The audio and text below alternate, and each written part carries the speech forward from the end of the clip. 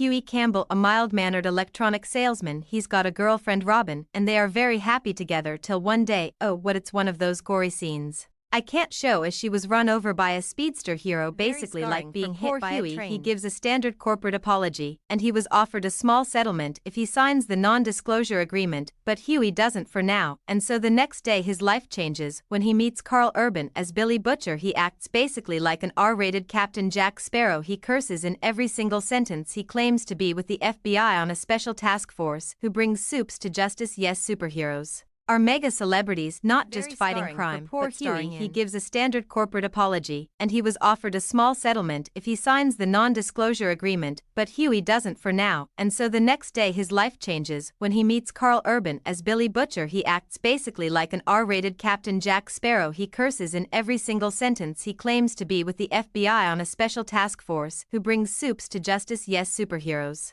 are mega celebrities, not just fighting crime. Overnight, she's one of the 7 most famous people on the planet. On her first night she meets the Aquaman guy. He was her favorite growing up, but don't meet your heroes, because he immediately demands sexual favors from her, gives her the whole "hey gotta do what I say or I'll have you kicked right off the team," which is freaking awful. But come on, not all superheroes can be this bad, right? Not Homelander, the Superman type. Truth, justice in the American way publicly, he is being basically a god, has given him zero regard for human life. In fact, he enjoys killing people, kind of a psychopath. His handler at Bot is Madeline Stillwell, a pretty high-up executive. When the mayor of Baltimore tries to lowball a deal because he knows some of those dirty secrets, Homelander pays a visit to his plane and oh laser eyes, crashes this thing. Ye evil Superman is very scary, so Butcher's got a plan to bring him down. He'll have Huey go in, and while he's signing the NDA will plant a bug at the table, but he was no master spy. He dropped the bug when he was getting it out, and who's creeping in the bathroom? It's the Invisible Man type, translucent. He follows Huey back to work, roughs him up a bit, about to kill him, but oh, Billy Butcher crashing and fighting soups is what he does. Music.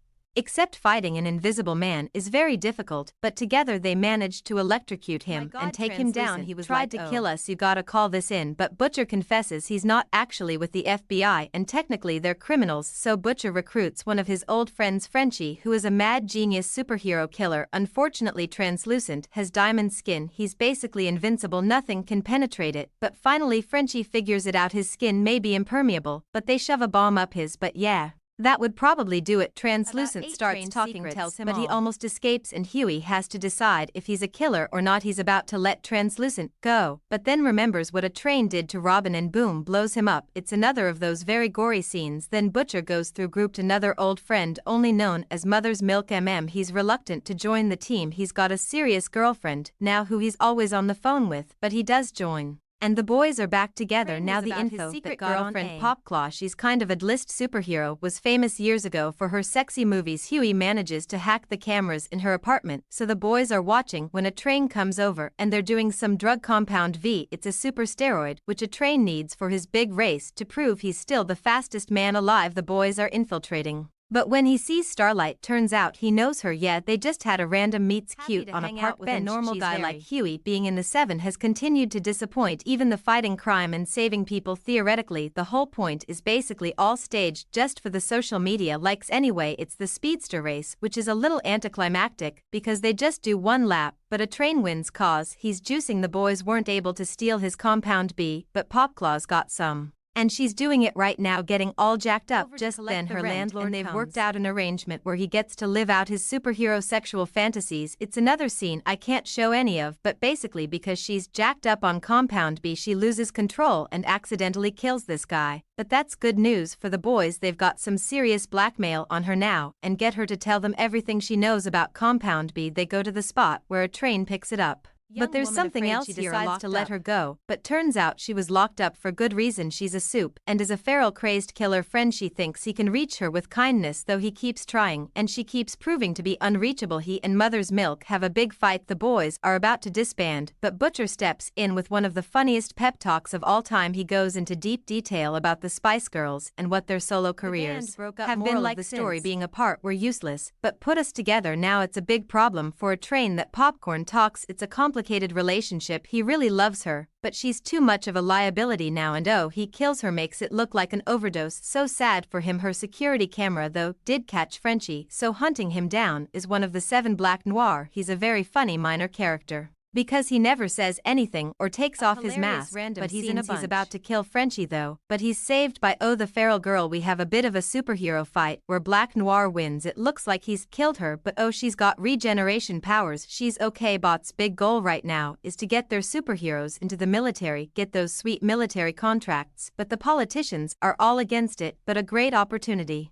arises when a plane gets hijacked in international waters. If they can go save it, it'll go along. He's about to kill Frenchie though, but he's saved by the feral girl. We have a bit of a superhero fight where Black Noir wins. It looks like he's killed her, but she's got regeneration powers. She's okay. Bot's big goal right now is to get their superheroes into the military, get those sweet military contracts, but the politicians are all against it. But a great opportunity arises when a plane gets hijacked in international waters. If they can go save it, it'll go along. Homelander flies up there. Don't worry, everyone, you're saved. But in the cockpit, Homelander gets a little trigger happy with his laser eyes and totally wrecks the controls. Oops. Queen Mame is like, hey, do the Superman thing where you get under the plane and fly it to safety. But he's like, yo, that's just not how physics works, so there's nothing they can do. They watch this plane crash, which is spilt milk for Homelander. But Queen may be at least starting to have a crisis. He's really falling for her, but on Butcher's insistence he does bug her phone. She takes him as her date to the Believe Expo, which is a big old Jesus fest. As a good Christian girl, Starlight did a bunch of these growing up, especially pressured by her mother, who's a classic pageant mom, but with a refreshing perspective about how awful a lot of things in the world are behind the scenes. She realizes that this brand of Christianity is all about homophobia. To make her big praise Jesus speech, she just can't do it. Instead has a real talk from the heart, including calling out the Deep for sexually harassing her on her first day of work. She had a conversation with the Deep earlier where she put him in his place, and somehow he transitioned into a comic relief character. He had a wacky side adventure where he tried to rescue a dolphin from Ocean World, but there was no seatbelt.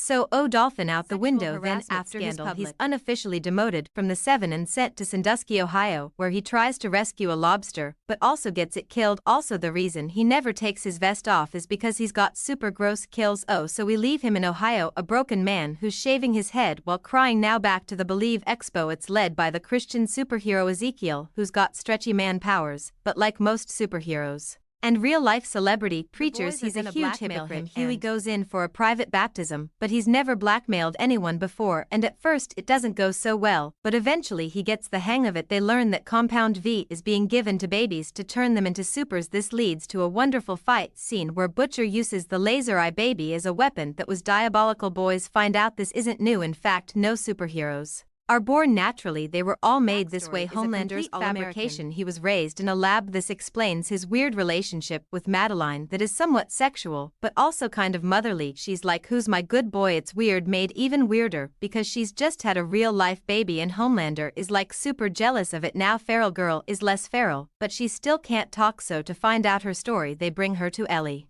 Joel Osment, he's a mind-reading superhero mesmer who, much like real life, they get them to read the girl whose name is Kamiko. Turns mission. Turns out his beef is with Homelander personally. Back when he was clean-shaven, he had a wife named Becca, and they were very much in love. In fact, she worked for Bot. She was Homelander's social media manager. But 8 years ago she mysteriously disappeared, and according to the evidence he found Homelander raped and killed her. But talking to the old doctor that raised him cause he didn't kill Rebecca. What happened to her? Turns out she got pregnant with the Homelander baby, didn't survive the birth though, and Bot swept it under the rug to protect Homelander. But now Butcher's captured Madeline to lure Homelander out. He's like, you killed the woman I love, now I'm gonna kill the woman you love. But Homelander is like, you'll love is a very strong word for this mere mortal, especially he asked her about Butcher's wife also, but her and the doctor's stories were slightly off, and so the one person Homelander maybe cared about, he lasers her in the face, but she's like, well, guess the jig's up then, and boom, blows himself up, but he survives. Homelander grabbed him